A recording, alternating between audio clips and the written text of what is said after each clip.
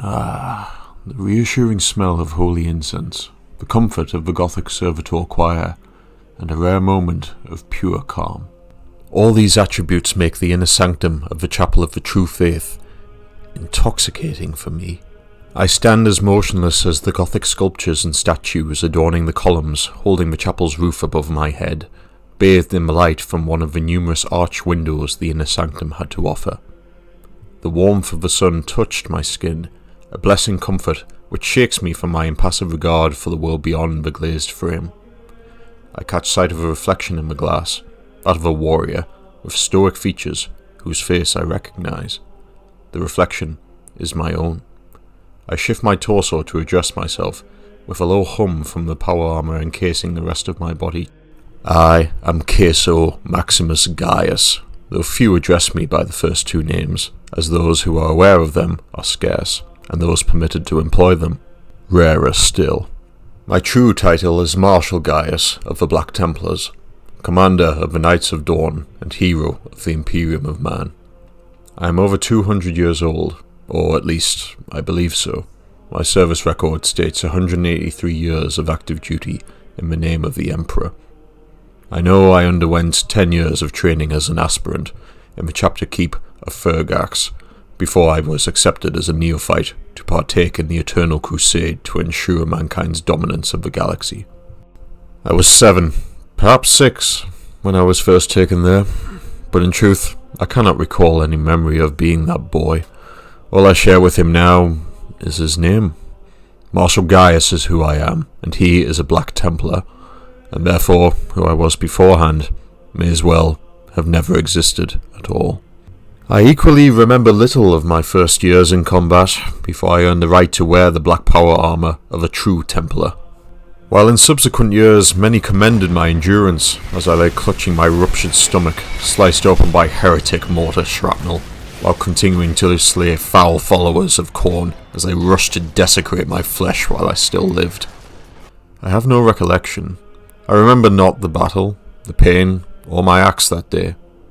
I only recall that for giving voice to my suffering, the initiate overseeing my training, Brother Alias, assigned me to fast and pray for 3 weeks upon recovery from my display of weakness. No one in my squad spoke to me until our next campaign on Anthenios II began, and Brother Verus took up stewardship of me. Brother Alias's lesson was well taught, for every blow directed towards me only solidified my hatred for the unclean enemies of man, and saw them slain all the quicker.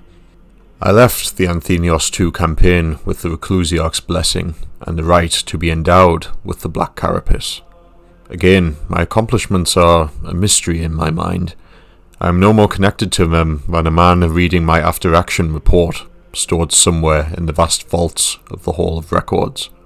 Yet I do remember, as I walked amongst my squad in armour for the first time, they greeted me with the embrace of a handshake, as they never had before. I reminisce the nods of respect as they uttered the word, brother, with a pride as vivid as the sun before me now. Thus forth, my memory of the next century of service is both obscure and vivid.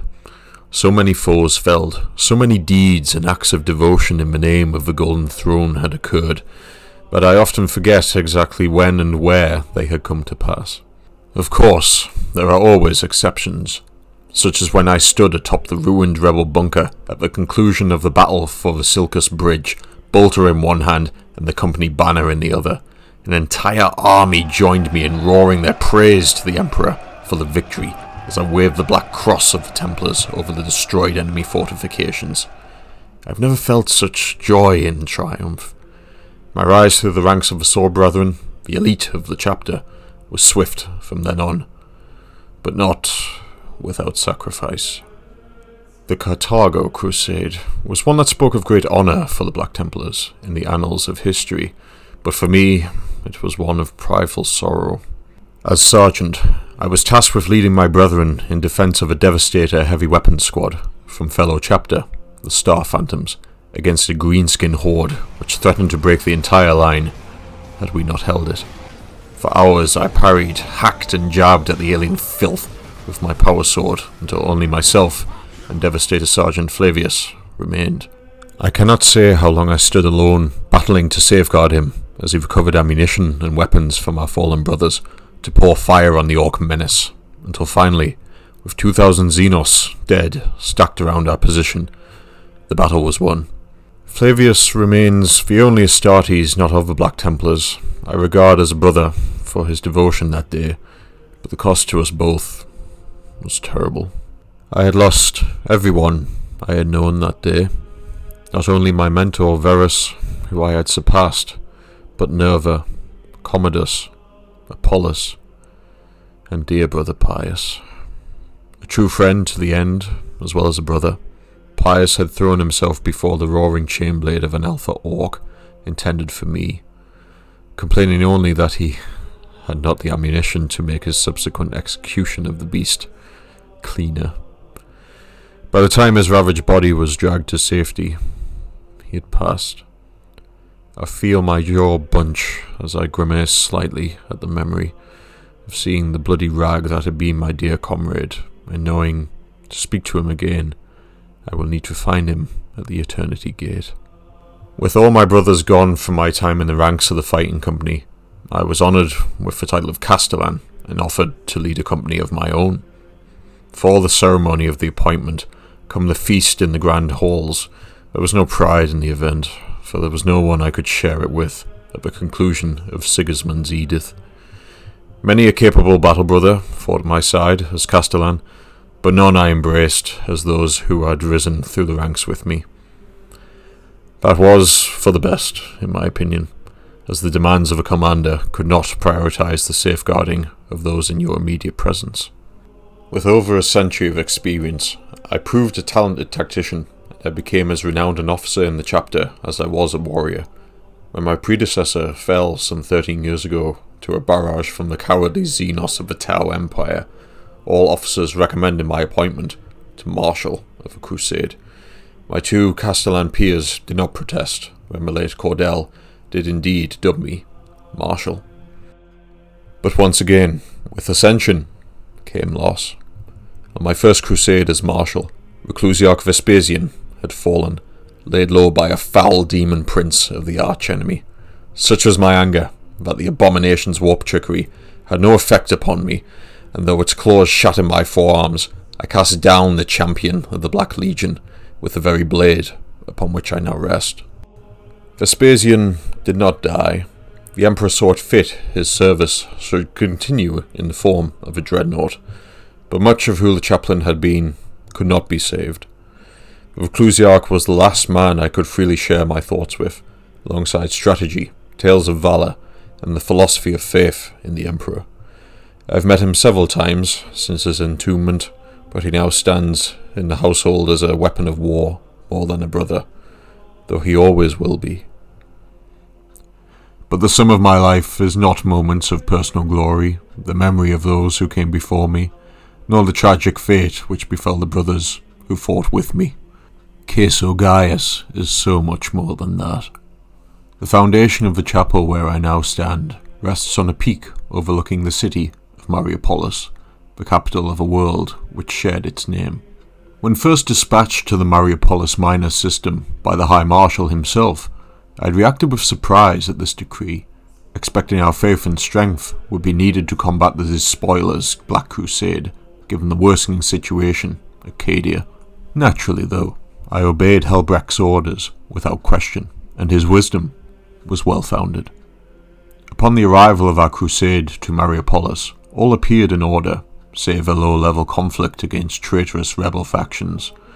With each cell brought to the sword, however, my brethren and I uncovered a sinister truth. These rebels, while allegedly fighting for local causes and concerns, in truth served a cult of Slanesh, one which had infiltrated and was guarded by the very governor and his lackeys, who were appointed specifically to ensure the will of the Emperor and his Imperium was preserved on this world. Such fools had thought the decadent powers of chaos to be a sensation of amusement and wonder, failing to recognize this cult sought the downfall of Mariupolis, as it had become a vital resupply hub for Imperial forces fighting in the Maelstrom. Such a region was engulfed in conflict and racked by rising heresy in the wake of Red Corsair attacks. This was where these heretics had originated from.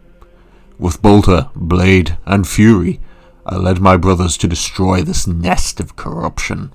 The governor's palace, though no longer fit to bear such a name, was razed to the ground. The heretics and the traitorous fools who harboured them cleansed with flame. I recall their screams as I looked out at the smoke rising from the city below, marking the trail of our advance, not far from where I now stand. Within weeks, the remnants of the heretic movement were smashed. Having successfully purged Mariopolis, I was invited by the Administratum to commend those who had remained loyal to the Emperor in a ceremony for the benefit of the local population. I walked down the line of assembled men, stopping to be informed of the deed of each. Upon hearing this, I provided a nod of approval, and then saying nothing more, walked on to the next man. To receive such recognition from a Knight of Dawn was enough to ignite a visible swell of pride or an inflation of ego for all present. Finally, I came to an individual who was the definition of unremarkable. I regarded this frail specimen as his deeds were announced. Unlike the other men, he had not fought nobly, nor had he killed many a heretic during the purge. The act that merited his presence before Queso was the safeguarding of imperial scripture and their distribution to the population, even after the governor's ban of such holy words, and local law enforcement had imprisoned the man's family, inflicting numerous horrors upon them. Finally the man met my gaze, only for him to fall to the ground and begin weeping profusely. "For whom do you weep?" I had growled, assuming such an act to be a sign of weakness and lack of control over his emotions. He looked back up towards me, his eyes filled with tears as he stammered, "My lord, I prayed to him for salvation, but I never dreamed his angels would come." This was all the man could say as he continued to sob into his hands. But it was then Queso understood. This man had borne witness to evil of the ruinous powers, but had kept his oath to the Emperor, where others had chosen the safety of compliance. He had faith that his moral devotion to the Imperium would be rewarded. I was that faith. It was I who had made manifest the purging of the evil permitted by his despotic rulers. I had brought about the salvation which was promised in the scripture this man had sacrificed so much to preserve. In that moment I extended my hand so he may rise, which was humbly accepted, and I decreed to the assembled masses the faith of this man would be forever rewarded. I vowed to found a chapel, so that the sons of Mariopolis' faithful may look up in awe of a heraldic cross upon its spire, and seek to spread that faith in a crusade across the stars as one of the Black Templars. The roar of adulation echoed in his ears, and now, many months later, the chapel was established. New aspirants had been vetted and assigned to the chapter's training programs. The streets beyond the window are now vibrant, where they had once been in flame. The security provided by my brothers, seeing trade and prosperity return to Mariopolis City. By extent, the system of Mariopolis Minor had seen an influx of refugees arrive from across the northern fringe, tens of millions now able to settle where they were once wretches adrift in the rancid bellies of overtaxed aid vessels. Such people were now set to work, feeding the conventional forces of the Imperial Navy and the Guard as they came to refit and recruit before returning to the Maelstrom war zone. My work here is done. It is time for me and my brothers to leave and spread the light of the faith to new worlds. Our expended munitions have been replenished. The necessary navigations and strategies have been prepared to execute our new orders, and now my prayers of thanks for victory won and for the victories to come have been offered in this holy place. I am Queso Maximus Gaius, the bringer of salvation to the faithful, and the coming oblivion to the heretics and Xenos who oppose me, for as a Marshal of the Eternal Crusade, I can do no less. I am a Black Templar, and this shall forever be our creed. No pity, No remorse, no fear.